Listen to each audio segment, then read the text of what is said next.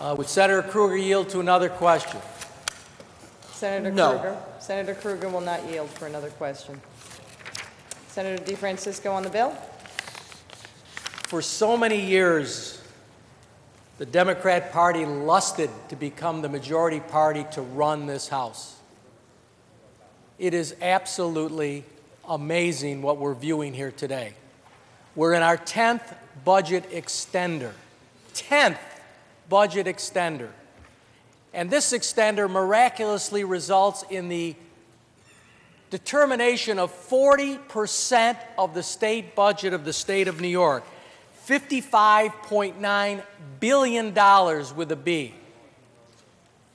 And there's been no participation for the minority party, no public conference committee meetings, no determinations whatsoever of who the conference committee members are going to be by the Assembly, no schedule for conference committee meetings, and miraculously, we don't know when, we don't know how many meetings, we don't know who was there, but all we do know is that no Republican minority members participated in those discussions. I don't know how to aptly describe that process, but it certainly violates the law, the letter of the law, and the spirit of the law of 2007, which called for an open public process. And the amazing part about all of this is that the mere fact that these cuts take place, you can't prioritize in this budget extender how these cuts compare to maybe other areas that could be cut. Maybe there's a better way to do it. Maybe if the public participated and there was discussions open among all the conference committees of members of this House, maybe there would be an idea how you wouldn't have to cut certain areas of this budget that are being cut by this miraculous process.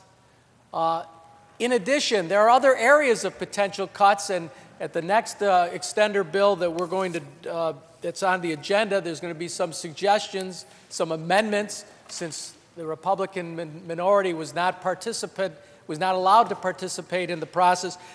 Senator Stifles and Assembly Minority Member Kolb are invited to the five-way leaders public show that goes on where nothing is decided, but where it really matters behind closed doors and where it really would matter at conference committees, they're not participating. But we've got other suggestions, which I've got a feeling, I just have this feeling, I don't know where I get it from, they're probably not going to be accepted by the majority party.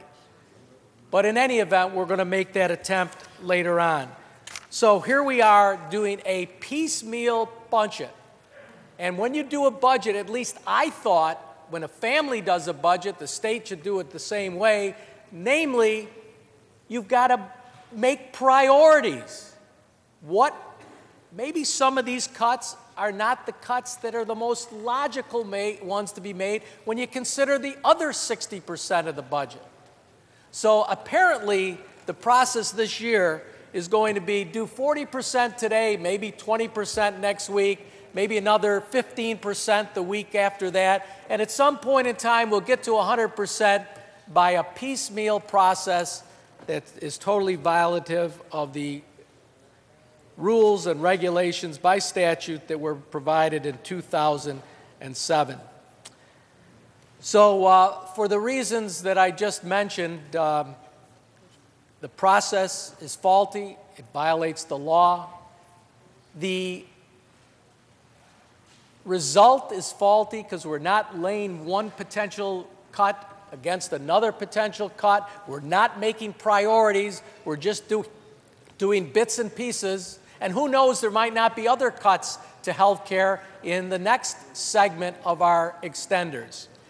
No one in good conscience could vote on 40% of a budget not knowing what remains in the last 60%. Nobody can, if you're being honest with yourself. And I made the analogy with families. Can you imagine if you had a problem in your family as far as the budget is concerned, and this week we're going to do 40% of it? and we'll worry about the next 60% next week or 20% a week thereafter, you may make mistakes in the first round.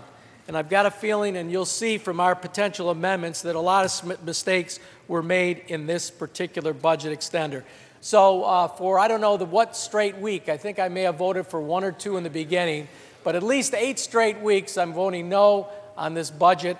It's a piecemeal document that has such a great percentage of the total budget that it cannot possibly be passed or voted on by anybody who truly is trying to make a good budget for the state of New York. So when the vote is called, I will be voting no. Thank you, Madam President.